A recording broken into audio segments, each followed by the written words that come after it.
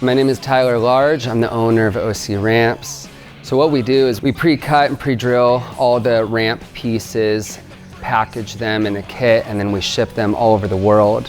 And the customer receives it and they just zip it together with a drill. So super easy, super fun, and it allows skateboarders all over the world to be able to actually have a professional skate obstacle in their front yard. We were reached out from ESP. They were curious about how could we incorporate an ESP guitar into the skate park that could be skatable. This guitar is 20 foot and change in length, but the frets, the strings, everything's to scale. The toggle switch is to scale. In terms of skatable obstacles, this is certainly the coolest and most unique that we've ever built.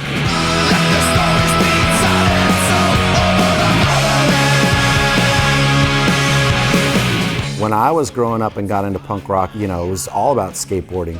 I mean, skateboarding back then, it was outlawed. You couldn't skateboard. I mean, the cops would pull you over and give you shit and take your stuff. For me, in the late 90s, punk music was huge, and Rancid was at the top of that list. Punk has heavily influenced skateboarders. It did then and it does currently. What's up, everybody? We are Rancid! Let's get these fucking circle pits started!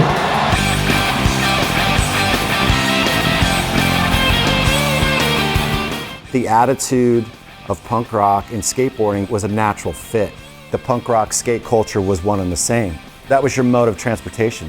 We were all poor kids, so it's not like we had cars, so skateboard was the next best thing. And I think over the years, obviously, it's mutated and a lot of other kinds of musical styles have sort of come in and been aligned with skateboarding, but it's all street music. But I think skateboarding and punk rock are married.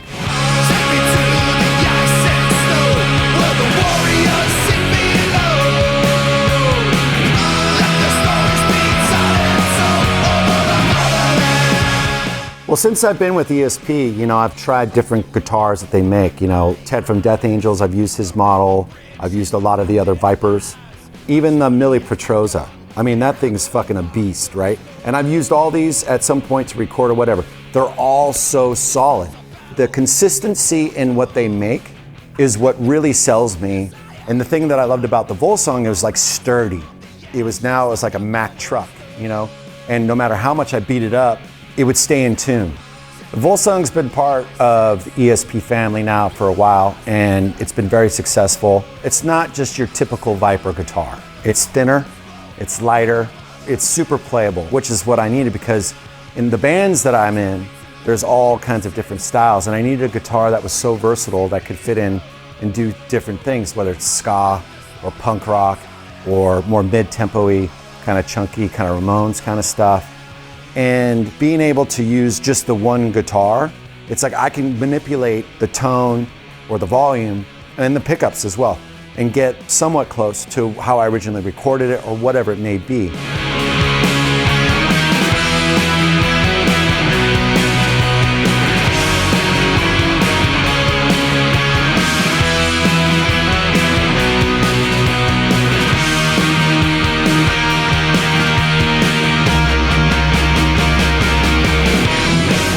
There's no rules. There's no rules with the guitar playing.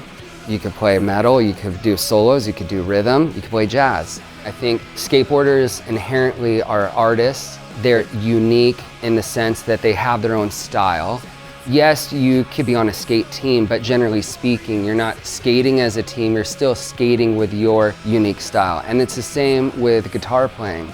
Yes, you could play in a band, but it's you as a guitar player that brings out the different tone, the different style, the different look, or whatever it is that you're bringing to the band.